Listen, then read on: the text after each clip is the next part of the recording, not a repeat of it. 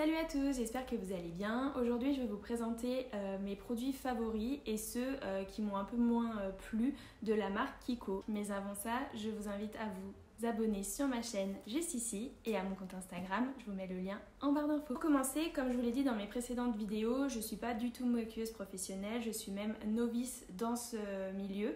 Donc c'est des produits qui sont utilisables par tout le monde que je vais vous parler dans cette vidéo. En fait, si j'ai choisi la marque Kiko, c'est parce que déjà au niveau du rapport qualité-prix, il n'y a franchement rien à dire sur beaucoup de leurs produits et j'avais envie de tester des nouveautés régulièrement, donc je vous en parle tout de suite. Je vais commencer par les flops, comme ça on terminera sur une bonne note on va dire. Donc le premier produit que je n'aime pas trop, c'est l'anti-cerne, le correcteur fluide enluminateur, Highlight Effect Fluid Concealer de chez Kiko qui se présente comme ça. En fait, vous le secouez et puis voilà, comme tous les concealers, vous avez un embout qui vous suffit en fait de secouer pour qu'il y ait un petit peu d'anti-cerne qui apparaisse. Donc ce concealer, moi je l'ai utilisé en anti-cerne et pour vous dire que ça ne fonctionne absolument pas, ça ne cache pas les cernes et puis c'est de très courte durée, donc je suis vraiment hyper déçue.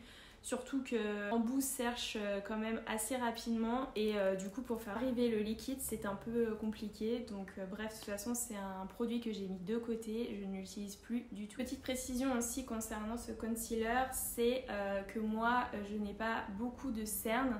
Donc autant vous dire que les personnes qui ont des cernes un peu plus accentuées, c'est même pas la peine de le tester. Ensuite on passe au rouge à lèvres, donc avec le Long Lasting Color Lip Maker.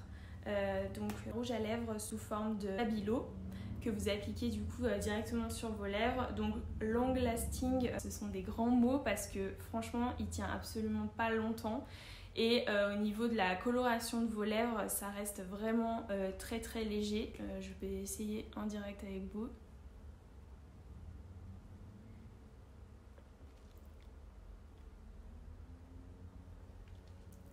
Voilà, donc ça fait quand même effet rosé, mais vous allez voir que là, aller manger un verre ou quoi, ça part en 2 minutes. Donc je suis assez déçue de ce feutre à lèvres très longue durée qui ne tient pas à mon goût ses promesses. Il s'agissait là de deux produits vraiment que je n'ai pas du tout apprécié. C'était pas, ça me convenait pas en tout cas. Là, je vais vous parler de deux produits que j'aime moyennement parce que en fait, ils ont un côté positif et un côté négatif en même temps. Moi je vous en dis plus tout de suite. Quand j'ai fait mon cours de maquillage, on m'a conseillé en fait une fois que j'ai fait mon teint de le fixer avec une poudre de fixation invisible.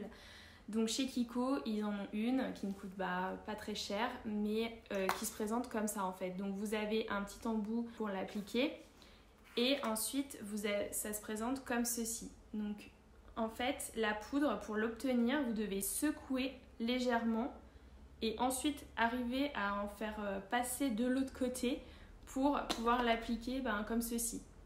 Donc ce qui est bien en fait avec cette poudre, c'est que déjà elle fixe très bien le maquillage, donc ça il n'y a aucun problème, elle tient ses promesses. Mais le côté négatif que je donnerais, c'est la difficulté d'utilisation en fait, parce qu'il faut faire des secousses. Donc c'est soit vous en versez plein à côté, soit vous avez la chance d'en avoir un tout petit peu, mais du coup pas suffisamment, donc il faut que vous recommenciez l'opération et donc du coup ça devient trop compliqué. Donc c'est vrai que c'est un produit aussi que j'ai un peu mis de côté parce que sa facilité d'utilisation n'est pas là.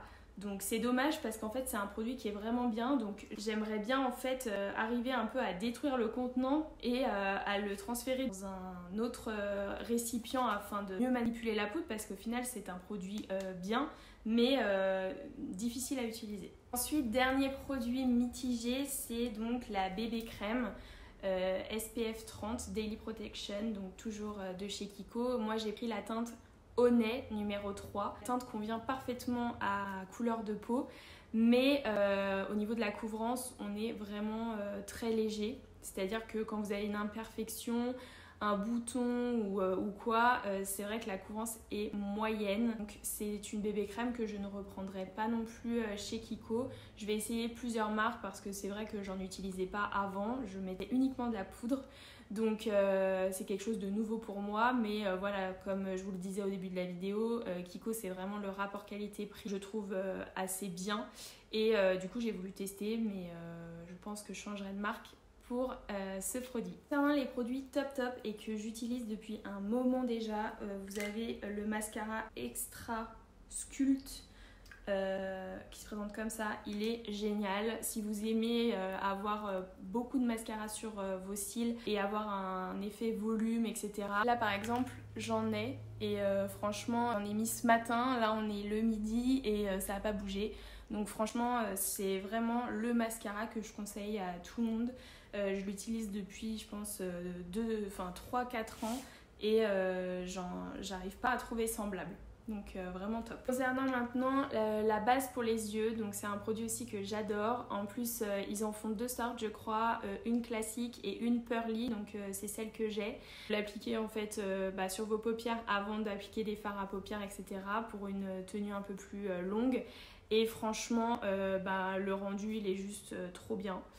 En fait on a l'impression que vous êtes déjà maquillée, limite elle se suffit à elle-même quoi. Donc vraiment, je sais pas si vous voyez, mais voilà, vous avez des reflets lumineux, je l'adore. Elle est très bien et elle prépare parfaitement vos yeux au maquillage. Ensuite, donc, j'ai ces 2 petits crayons pour les yeux. Donc un de couleur qui est de couleur violette et plutôt un blanc que j'applique dans ma muqueuse interne.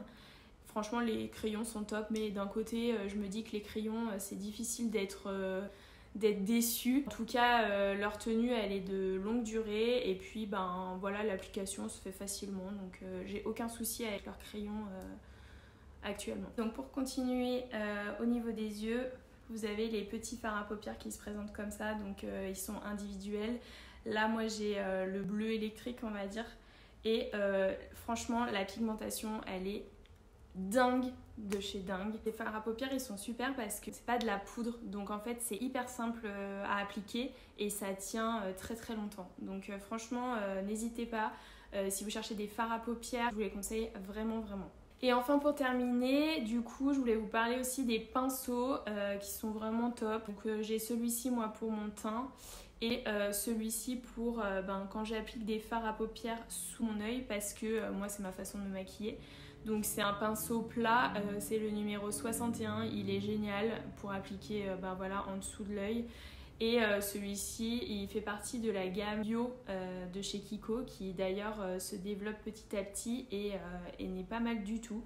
En tout cas, je suis vraiment pas déçue de ces pinceaux. Donc voilà concernant mes tops et mes flops de la marque. Donc comme vous avez pu le voir, il y a très peu de flops. Mais c'est pour vous montrer aussi qu'il y a quand même des produits voilà, qui sont un peu moins bien que d'autres. Même si le rapport qualité-prix est complètement là. Franchement pour une personne qui commence juste le make-up, je suis vraiment contente de leurs produits. Et je n'hésiterai pas à aller en racheter d'ailleurs. J'ai des produits comme le mascara par exemple que j'utilise depuis des années et j'arrive pas à en déloger, donc vraiment je fais confiance à cette marque et puis elle sort régulièrement de nouveaux produits, donc je la trouve à la fois innovante, jeune, dans la tendance, etc. Donc je suis vraiment contente de mes produits achetés là-bas. Voilà, en tout cas j'espère que cette vidéo vous a plu et si vous le souhaitez je ferai davantage d'avis sur les différentes marques que j'utilise en matière de make-up mais aussi en matière de vêtements pour pouvoir vous donner mon avis et que vous puissiez vous en faire un également. En tout cas j'ai été ravie de partager cette nouvelle vidéo avec vous et je vous dis à très vite.